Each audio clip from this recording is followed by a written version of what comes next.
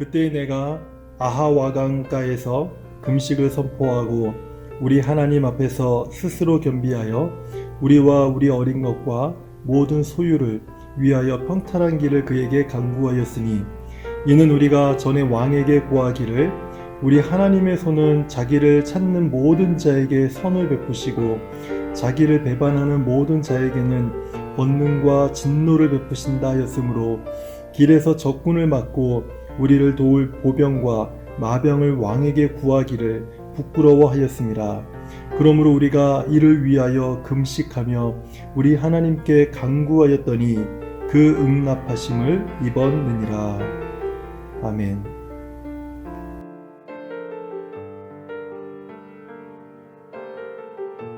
에스라는 구약 이스라엘의 마지막 부분에 등장하는 인물이어서 에스라라고 하는 이 인물이 좀 생소하게 들리는 분도 계실 것 같습니다. 우리가 구약 이스라엘의 역사를 이해하는 데 있어서 시대별로 우리가 구분해서 이해하면 좀 편하게 우리가 이해할 수 있게 됩니다. 제가 지금 간단하게 시대별로 한번 말씀을 드리겠습니다. 구약 이스라엘의 역사는요, 창조시대, 족장시대, 출애굽시대, 정복시대, 사사시대, 통일왕국시대, 분열왕국시대, 포로시대, 포로귀환시대로 이루어져 있습니다. 그리고 그 이후에 하나님께서 400년 동안 어떤 메시지도 이스라엘 백성에게 주지 않아서 우리는 그 400년을 400년 침묵기라고 우리는 말합니다. 그리고 400년이 지난 후에 세례 요한이 등장함으로 인해서 이제 신약의 시대가 열리게 되는 것이죠. 에스라는 이 마지막 포로 귀환 시대의 사람으로서 상당히 중요한 인물이었습니다.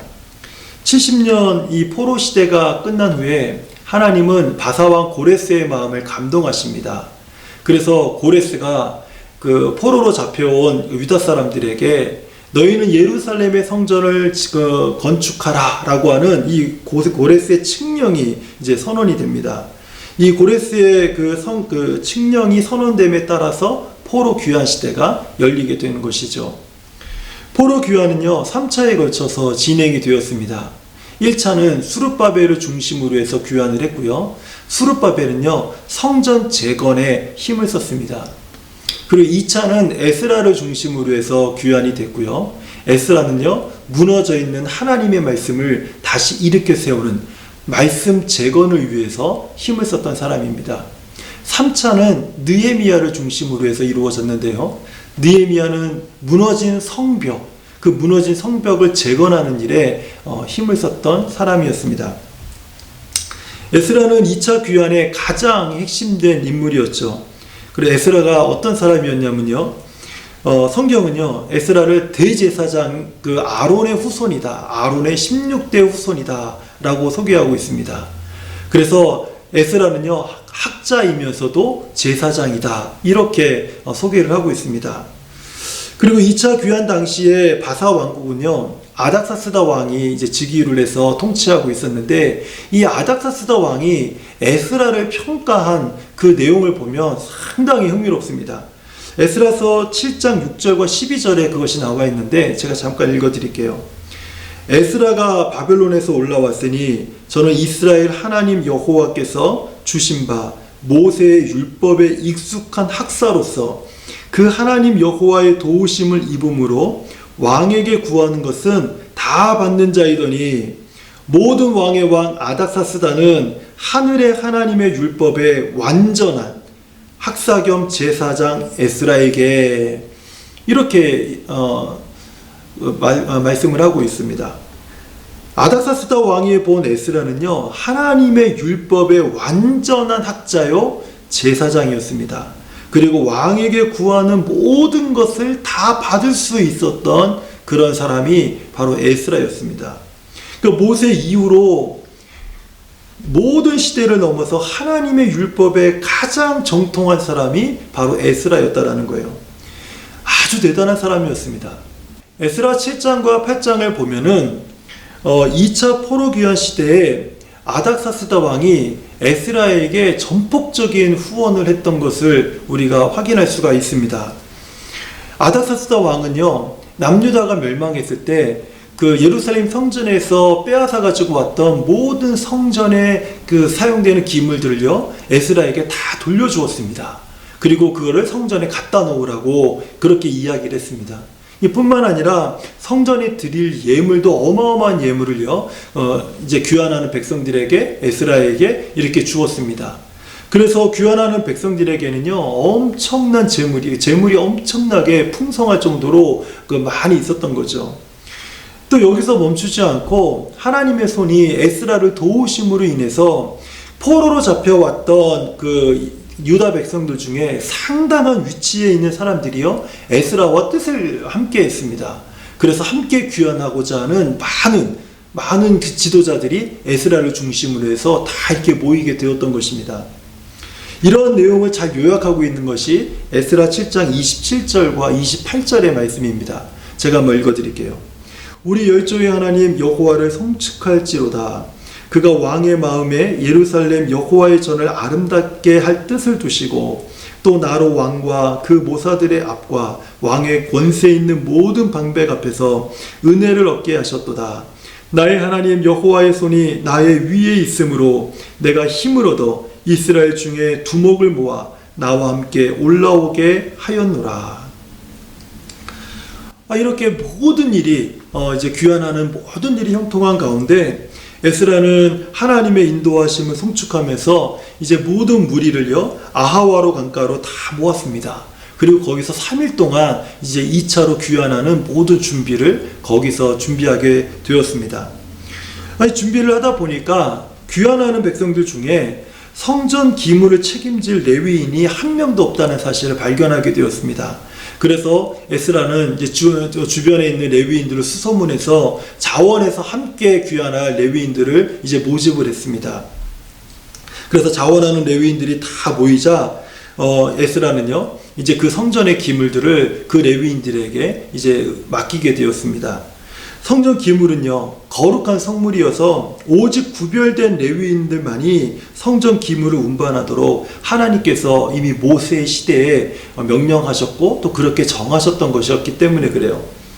레위인들이 이렇게 다 모이자 제사장을 12명으로 나누고 모든 성전의 기물과 예물을 그들에게 분배를 해서 다 책임지고 운송하도록 이렇게 이제 분배를 했습니다.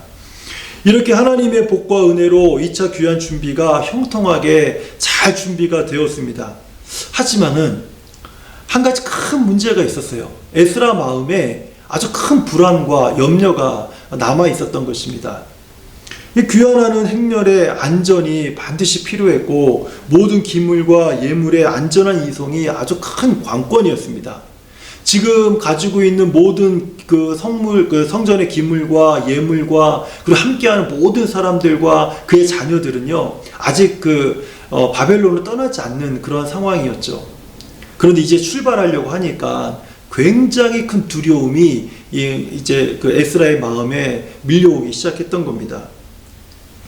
이전에 에스라는요, 8장 22절을 보면은 왕에게 안전한 호위를 위해서 그 호위할 보병과 마병을 지원할 지원을 요청할 그런 기회가 있었습니다.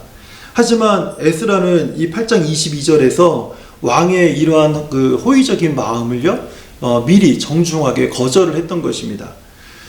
제가 한번 읽어드릴게요. 이는 우리가 전에 왕에게 고하기를 우리 하나님의 손은 자기를 찾는 모든 자에게 선을 베푸시고 자기를 배반하는 모든 자에게는 권능과 진노를 베푸신다 하였으므로 길에서 적군을 막고 우리를 도울 보병과 마병을 왕에게 구하기를 부끄러워하였습니다.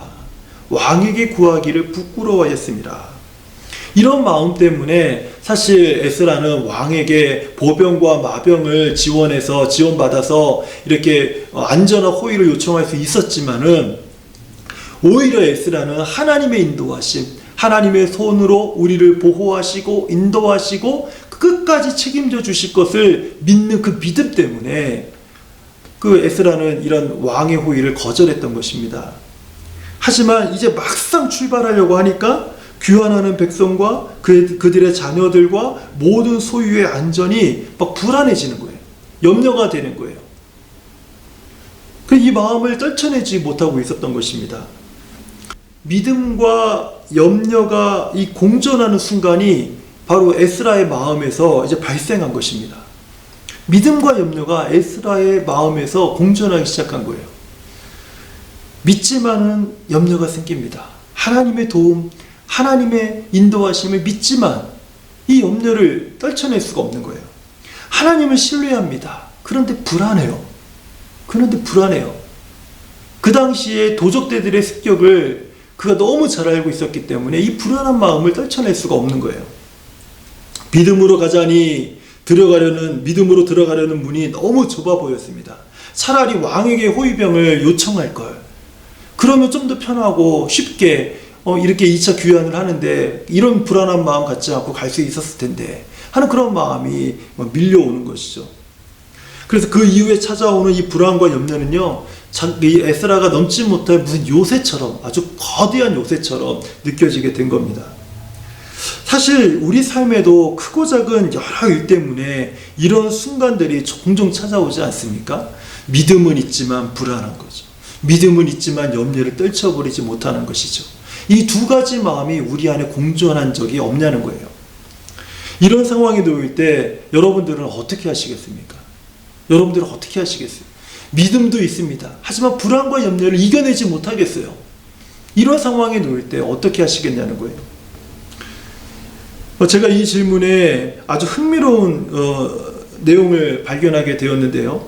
불편한 진실과 안심시키는 거짓이라는 글과 그림을 제가 보게 되었습니다. 여기에 제가 내용을 좀 더 추가해서 이해를 돕도록 했는데 이 부분을 제가 좀 말씀을 드릴게요.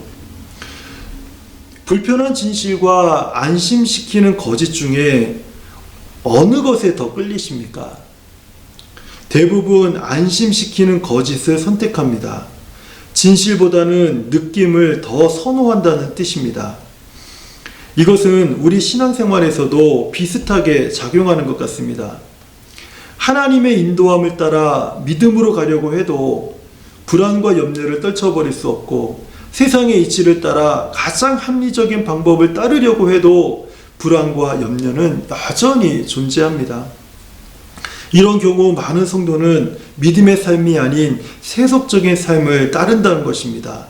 그 이유는 세속적인 삶이 믿음의 삶보다 덜 부담스러워 보이기 때문입니다.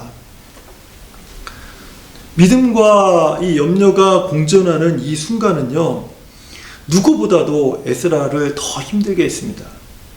왜냐하면 제가 앞서 말씀드린 것처럼 왕에게 그 호위를 부탁할 수 있는 그 기회를 에스라가 스스로 버렸기 때문이죠. 에스라 8장 21절은요, 이렇게 불안과 염려 가운데 있었던 이 에스라의 결정을요, 오늘 우리들에게 말씀해 주고 있습니다. 그때 내가 아하와 강가에서 금식을 선포하고 우리 하나님 앞에서 스스로 겸비하여 우리와 우리 어린 것과 모든 소유를 위하여 평탄한 길을 그에게 간구하였으니. 여기에서 그때라고 말할 때는요, 믿음과 염려가 공존하는 순간이 발생할 때라는 것이죠. 바로 그런 때에 에스라는 무엇을 했습니까?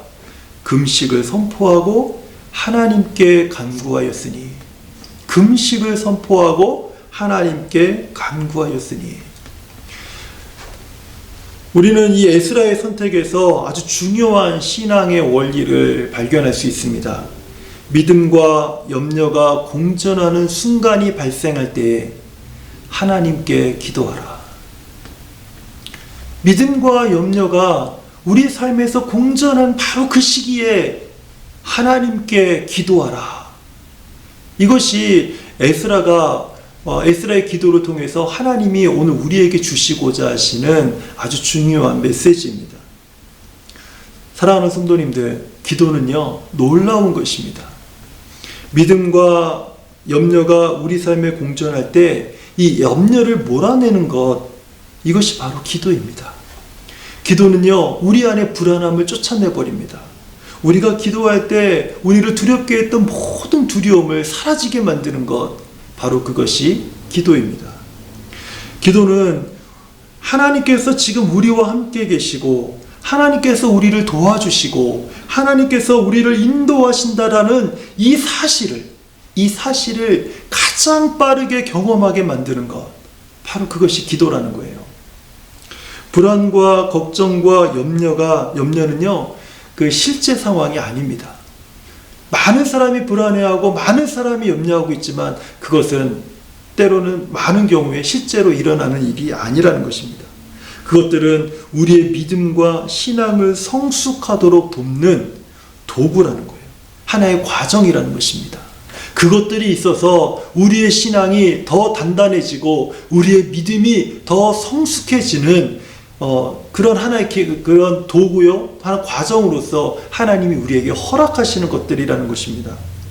어떤 분이 우리 성도의 어떤 성도의 정체성에 대해서 아주 쉽지만 분명하게 정의를 내린 글을 제가 보았습니다.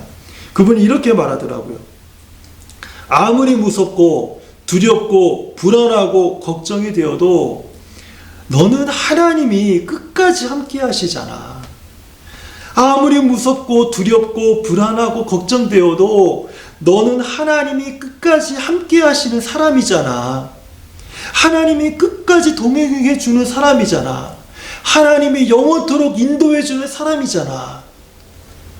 이것이 우리 성도의 참 모습이라는 것입니다.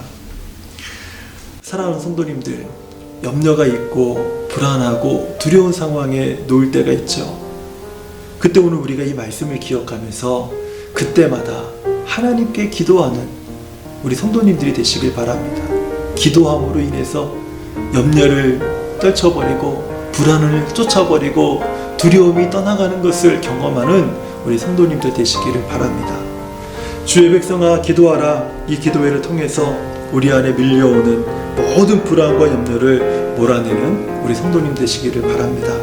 또한 하나님을 찾는 모든 성도에게 선하게 인도하시는 하나님을 더욱 힘있게 의지하는 기도회가 되기를 축원합니다.